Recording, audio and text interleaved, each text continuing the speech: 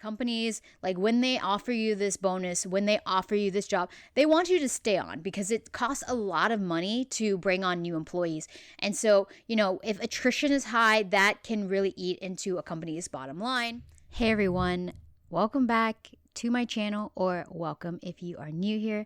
Hi, my name is Brooke. I'm 28 years old and a remote tech employee, and on this channel, we like to talk about all things personal finances and how we can get better with our money. In this video, I want to do like a little bit of a lunch and learn, something like that. Not 100% sure like what to classify this video as, but what I want to do is talk about kind of how money in the tech world works, because as someone who's been employed in the tech industry now for 4 years, I kind of understand it a little bit better than I did.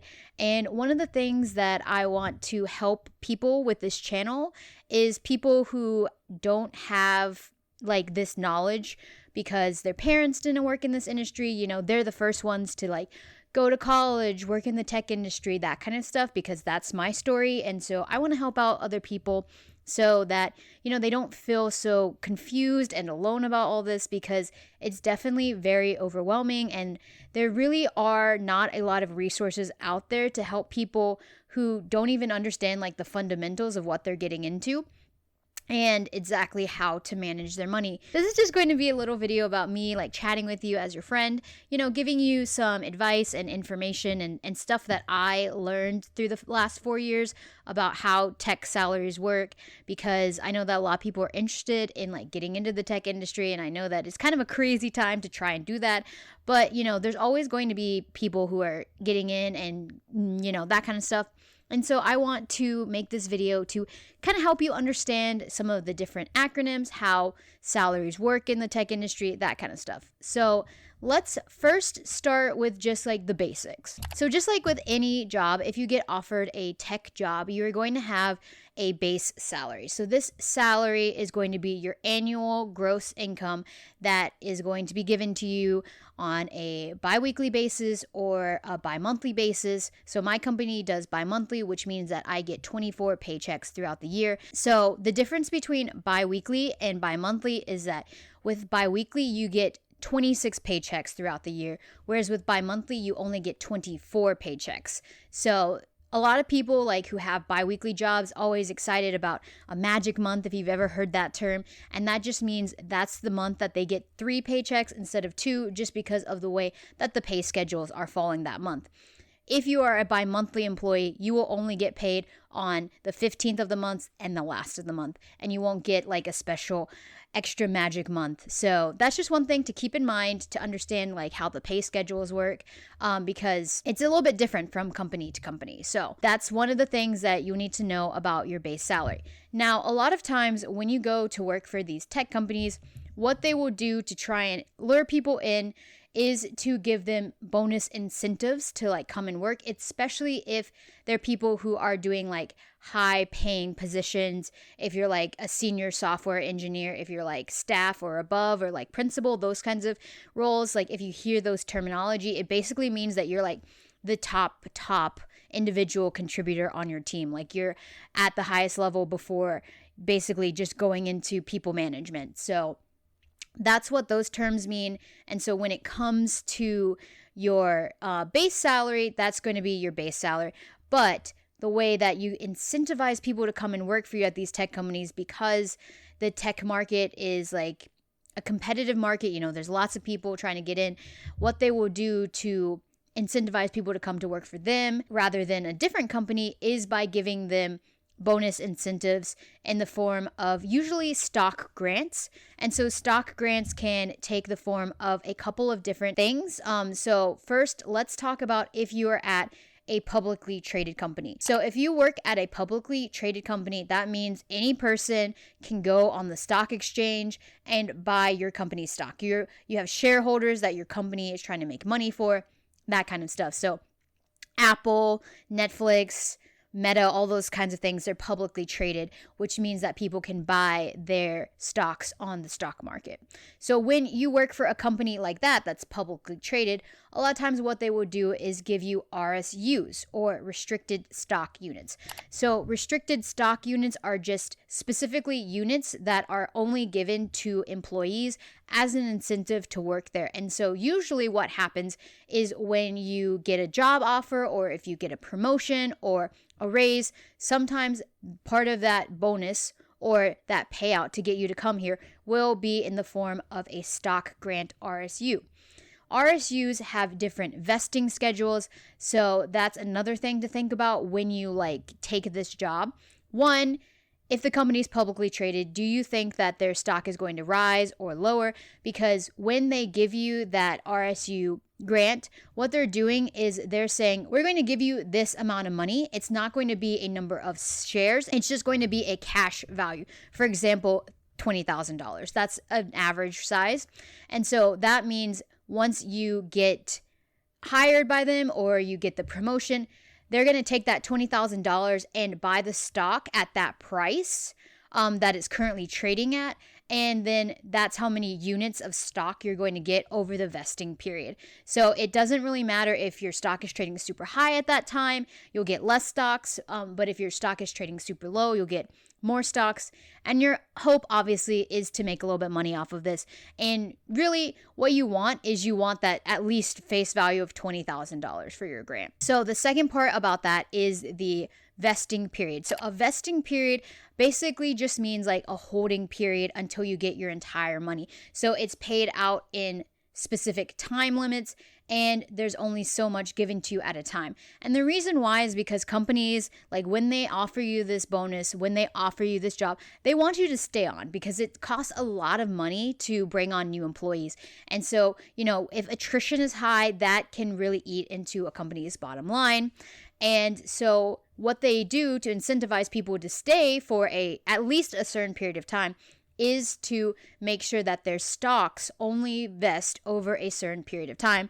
And sometimes that can be a period of 3 years, 4 years. It really depends on the company. So if you are in talks with working with a tech company, or you work at a tech company, ask about the stock vesting period, because that will tell you how long they want you to work there until you can get your whole payout. Then once that vesting period starts, you'll get stocks every few months or every quarter, things like that. Just check in with your benefits team and learn more about how that is working. Or if you're in the process of getting hired, ask somebody who is in that hiring process. So the hiring manager or the recruiter, ask them those questions, because those are important questions to know before you sign on the dotted line. Those are an incentive to get people in the door because they want good talent. They want to pay for that good talent. It has been an interesting job market for the past couple of years. Probably seen all the news about mass layoffs and how they're getting worse. And with everything that's going on with the government right now, there's a lot of uncertainty about what's going on. I don't want this video to come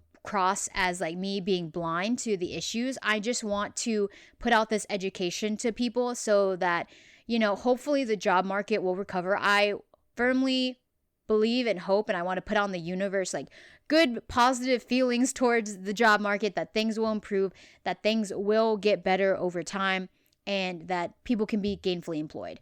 So, that's just a caveat here. I'm not talking about this to boost myself up or boost the people I work for or anything like that. I just want to put out the kind of stuff that I didn't know going into this process and that I've learned over the last 4 years.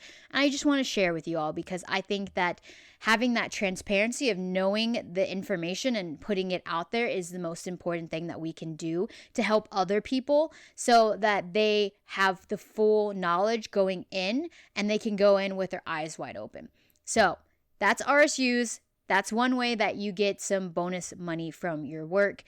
There are some limitations on that, sometimes dependent on the level. So if it's an entry-level job or a mid-level job, you may not see as many incentives, depending on if you work in different departments. So the sales team will have a different structure. A lot of times it's commission-based.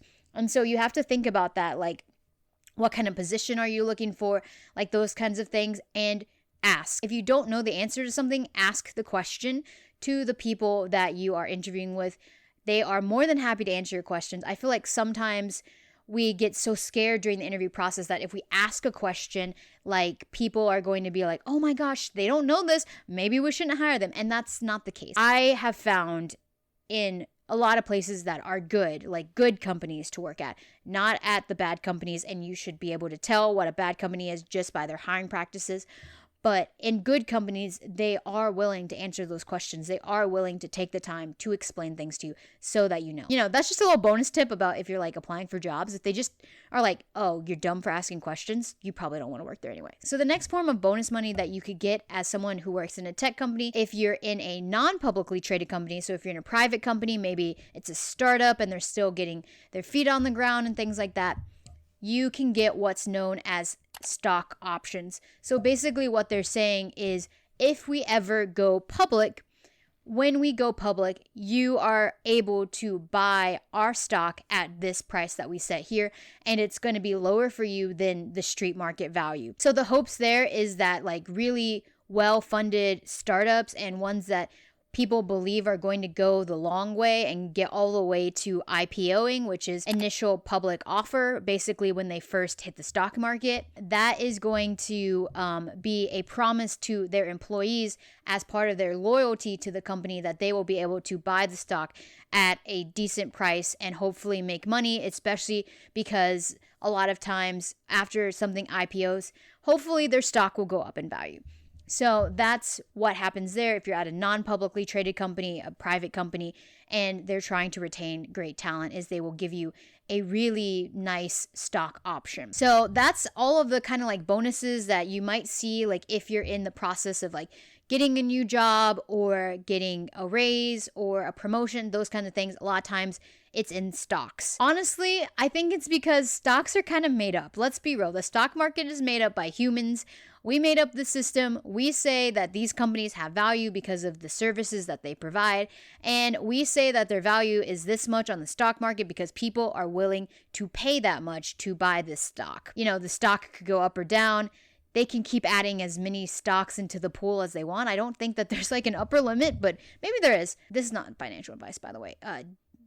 We're 15 minutes into this video and I need to just say that. Anyway, so those are a couple of the ways that companies will incentivize you to come work for them over other companies by giving you good bonuses. So when you are an employee of a tech company, there is another option to have stocks given to you by your company, and this is usually known as an employee stock purchase plan. They are available in other companies that are also publicly traded. So, if you work in a non-tech field and you're in a publicly traded company, there's probably very similar types of programs out there that allow you to buy stocks at a discounted price. And so, employee stock purchase program, ESPP for short, is usually a program in which you can set aside money post-tax. So it comes out of your paycheck every time that you get paid, and it doesn't go into your bank account. It goes into a holding account. It depends on, sometimes the time limit for these things are like 6 months and you have to be enrolled into the program for 6 months at least. So learn about how your company does it if they offer it, because it is a really good program to get into. And there are limitations on about how much stock you can buy in a year and that kind of stuff. So that's pretty in depth for like what I want to talk about. I just want to talk about like maybe why you should do it or like how it works. But there's a lot of rules about the ESPP. So make sure to, read up on all the stuff that is involved with this, because there is a lot of nuance. Also, I am not a financial advisor, so all of this is just for educational, entertainment purposes. And if I make a mistake, I am sorry, and I hope that you still enjoy this video and get something out of it anyway.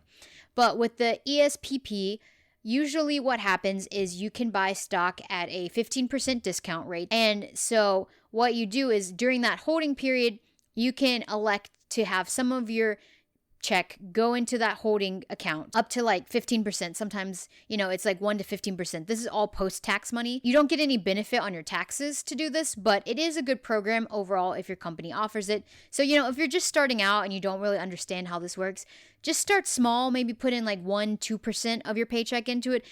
Don't try and go crazy. Just try and understand, like, can I live on the money that is going directly into my bank account from my paycheck after all of my pre-tax and post-tax deductions are done? So, just be careful and understand that this money is not going to benefit you in the short term. This is going to be money that can benefit you in the long term. So you have to think about it like that.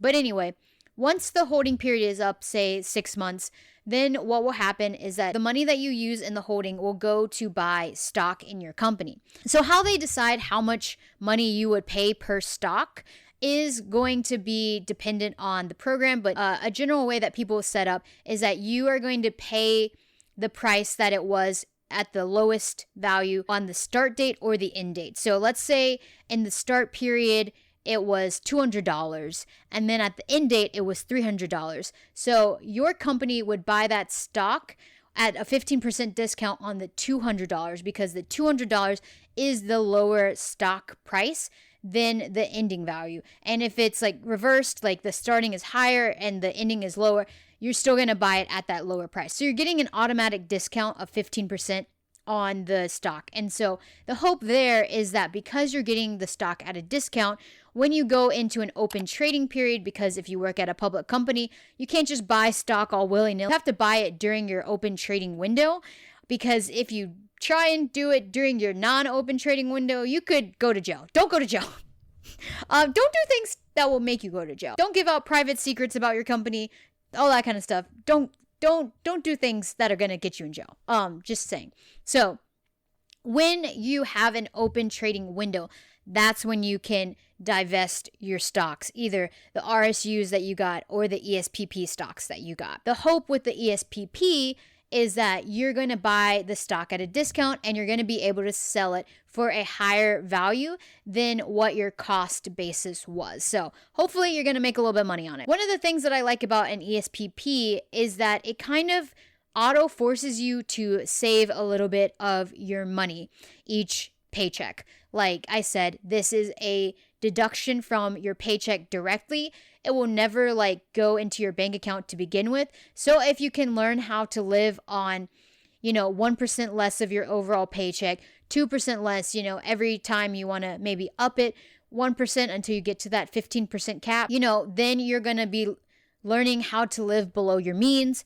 And at the end, you could make a good amount of money if your company is doing really well and the stock is trading pretty high. Again, I don't know how the stock market is going to go. No one knows. So, every time you do this, you're taking a little bit of a gamble. But a nice thing about the ESPP is that, if something happens dire that you need money right now and you don't have enough money in your savings to cover it, if you have money in your ESPP, you can withdraw that money before the end of the period. So if you withdraw your money, they'll just give you that money back because that's post-tax money from your paycheck anyway. So it's your money. And so if you withdraw it, you'll just get it back. You won't be able to buy stock during that period anymore because you won't have money in that holding bucket.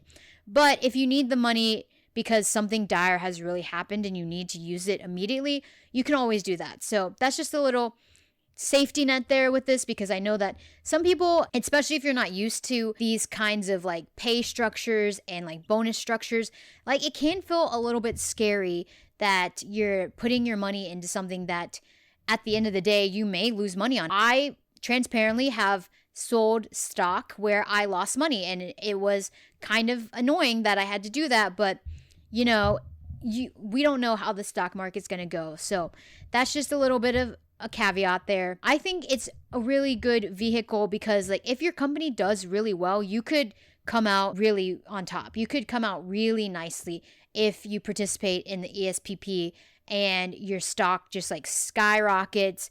And because you bought it at a discount, when you go to sell it, you're going to be able to make a lot of proceeds from it. Now, with this, you'll have to pay capital gains taxes on it.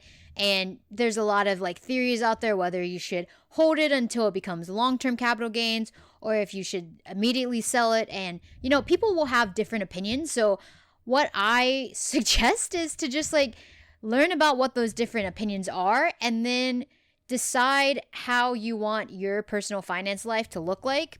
And also think about like your own goals. Like, do you have long-term goals that you're working towards, or do you have more short-term to mid-term goals that you're working towards? Because dependent on like what your goals are for your finances is going to really help you understand like where your money is going to go. You know, if you have the ESPP, look into starting small, 1-2% of your overall paycheck going into that holding period, and then just see how it works out. You know, maybe in your first ESPP period, you lose money, but maybe the next time your stock starts to do really well and you make some money. So just play around with it, be open to it, because I know that that was something that people told me when I first started, because I had no idea what any of this was. And my company, there are some like personal finance nerds as well who we have a personal finance club. And so I was able to learn a lot from just asking questions in that channel, because a lot of those people in there have been working at several different tech companies over their career, and so they understand it way more than I do. That's all I have to say about that. I hope that this video was helpful to you, just going over some of the options that we have. If you're in a publicly traded company, RSUs are usually given out as incentives to join a company or as a bonus when you get a promotion. Stock options are when your company is private and they're giving you the option to, in the future, buy the stock at a lower price if they IPO. And ESPP, Employee Stock Purchase Program, is where you set aside some of your money from your paycheck each period into a holding bucket, and then at the end of that holding period, they buy stock for you at a discount. And so then you can go ahead and sell that and hopefully make a little bit of cash. So those are the different programs that I talked about today. And yeah, let me know down in the comments below if you work for a company that offers any of these incentives, if you've ever used them before. What do you think about them? Do you think that they are good? Do you think that we should revamp the whole system? Like, I would love to know all of your guys' ideas and thoughts in the comments below. And if you made it this far in the video, thank you so much for watching. I really appreciate every single one of you here who watch my videos and show up, because it's just really great to see people getting value out of my videos, because I am a small channel. I'm very small and I am still just trying to grow and make better content for you all. And if I can make a video that resonates with just one person and helps them get better with their finances, then I have done my job. And so I really appreciate you all. And as always, please make sure to like and subscribe. And I will see you all in my next video. Bye, y'all.